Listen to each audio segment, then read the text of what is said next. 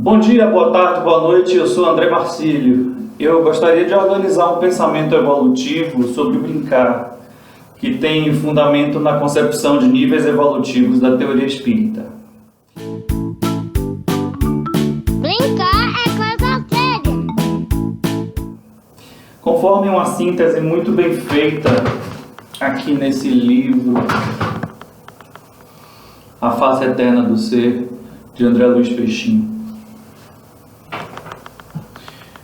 Então, eu vou descrever 3 possibilidades de inserção do brincar em uma sequência didática qualquer da evangelização.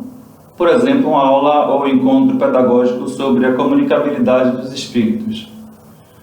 Trata-se de 3 versões de uma atividade introdutória que, na gíria da área de educação, chamam-se de quebra-gelo, que tem o objetivo de criar uma atmosfera propícia para o início das atividades mais reflexivas da sequência didática. Então a gente vai trabalhar basicamente isso. Um plano de atividade sobre a comunicabilidade dos espíritos,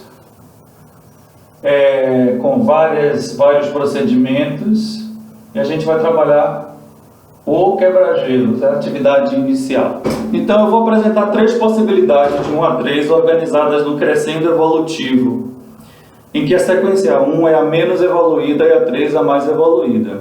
Antes disso, vamos precisar recapitular um pouco da teoria da evolução conforme descrita no pensamento espírita. Ela distingue alguns critérios para observar a evolução de um ser ou de um fenômeno qualquer. Vamos conhecer 4 deles. Os 2 primeiros imbricam-se, se interpenetram. Complexidade e integração. Quanto mais evoluída uma expressão existencial, mais complexa e integrada ela vai ser. Por exemplo, uma molécula é mais complexa e integrada do que um átomo. Um cão, um cachorro é mais complexo do que uma ameba, que por sua vez é mais complexa do que um vírus, e assim sucessivamente. Mais um critério: ampliação da consciência. Quanto mais evoluída a criatura, mais consciente ela será. Um ser humano qualquer, mesmo uma pessoa criminosa, é mais evoluída do que um animal qualquer, por mais que a gente diga, motivado pela indignação, que isso é uma ofensa aos pets, tão bons e tão inteligentes. Mas é que a evolução no nível humano é assim mesmo, complexa e contraditória. Outro indicador de evolução é o grau de amorosidade. Quanto mais amorosa, mais evoluída é a criatura. Basta ver na literatura de André Luiz, por exemplo, que é a amorosidade. Aquelas personagens femininas que nem precisam falar para transformar aqueles espíritos endurecidos no crime. Só com a vibração amorosa elas atingem esse objetivo. Vamos agora à sequência 1. Lembrando que o tema da sequência didática será sempre a comunicabilidade dos espíritos. Imagine que na atividade inicial dessa sequência, os participantes precisam adivinhar a palavra-chave, que é tipologia. Eles não sabem. Para tanto, o evangelizador precisa convencer a turma de que tem uma palavra para comunicar, mas que ele não tem condição de pronunciá-la. Por conta disso, será necessário criar um código. Cada letra do alfabeto equivale a um número de toques. Então, a letra A é representada por um toque, a letra B por 2 toques e assim por diante, em que Z por 26 toques. Em seguida, um voluntário é convidado a fazer a contagem dos toques feitos pelo evangelizador, até que a palavra seja descoberta. Vocês viram que esse momento é justamente a demonstração prática do conceito de tipologia, que é a modalidade de comunicação dos espíritos mediante batidas, sinais sonoros. A partir daí, dá-se prosseguimento à sequência, entrando nos procedimentos seguintes, conforme eu mostrei aqui no quadro, até o final da sequência. Mas a gente aqui está focando somente no quebra-gelo, tá certo? Então, este é um exemplo de modo de inserção do brincar com alto grau de integração com o todo da atividade, porque parte de um brincar que é completamente integrado com a temática. Note que a função brincar foi atendida ao mesmo tempo que a função cognitiva foi também alcançada, porque a forma da função brincar coincidiu com o conteúdo. Vamos prosseguir. A sequência 2 apresenta uma possibilidade menos integrada, ou seja, menos evoluída na escala que estamos trabalhando aqui. Imagine uma atividade com a mesma temática, comunicabilidade dos espíritos, que começa com a mesma proposta de achamento de palavra, só que agora a turma deverá juntar as letras disponibilizadas pelo evangelizador, de modo a formar a palavra oculta, novamente a palavra tipologia. Tá bom? Note que o evangelizador imprimiu a palavra tipologia e em seguida recortou cada letra e depois embaralhou-as todas.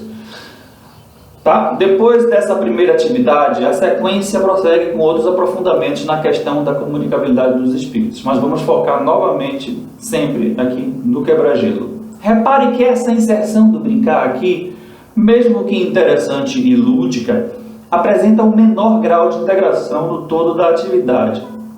No todo da sequência, né? Note que a função brincar foi alcançada e atingiu o conteúdo semântico da temática, mas não chegou ao nível de integração da anterior, porque não alcançou exatamente a forma como a outra alcançou. Lembra-se? E finalmente a sequência 3. Nessa sequência, também com o tema comunicabilidade dos espíritos, no quebra-gelo inicial, o evangelizador simplesmente convida os evangelizandos a jogarem, por exemplo, os escravos de Jó, utilizando os calçados da turma. Escravo de Jó jogavam caxanga.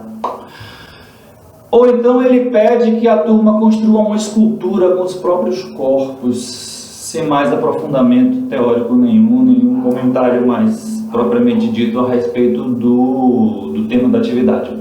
Note que essa sequência 3 apresenta um nível bem baixo de integração com o todo da atividade. Trata-se da técnica pela técnica, em que não há um compromisso de adequação em termos do objetivo geral da atividade. O brincar aí parece que cai de paraquedas, pois foi inserido simplesmente para que a atividade como um todo tenha um momento lúdico, ou atenda simplesmente a função quebra-gelo. Isso não deixa de ser bom, porém não alcança o ideal que estamos tentando aqui descrever, que é uma atividade com altíssimo grau de integração entre suas partes. Essa reflexão que proponho aqui ajuda a amarrar mais a noção de objetivo e técnica. Toda técnica deve estar a serviço de um objetivo, do contrário ela vai ser esvaziada de sentido. Um dos grandes problemas do educador espírita, que não tem um conhecimento sólido de pedagogia e didática, é cair nessa assimetria entre a técnica e os objetivos. Problema que pode ser sanado simplesmente a partir dessa tomada de consciência, da importância desse casamento bem amarrado entre ambas as coisas. Para agir com mais propriedade, como brincar na evangelização, é importante também pensar no diálogo interdisciplinar, ou transdisciplinar, já que o Espiritismo inclui e transcende todas as esferas culturais, né? Com especialistas, esse diálogo com especialistas na área de ludicidade, para compreender melhor o conceito, como ele está sendo trabalhado na academia, não por pretensões de vaidade, mas em respeito à reflexão científica tão vilipendiada ultimamente. É isso, espero ter ajudado. Um abraço, se cuidem durante o isolamento e depois. Até breve, boas reflexões evangelizadoras. Tchau! Curta, compartilhe, se inscreva.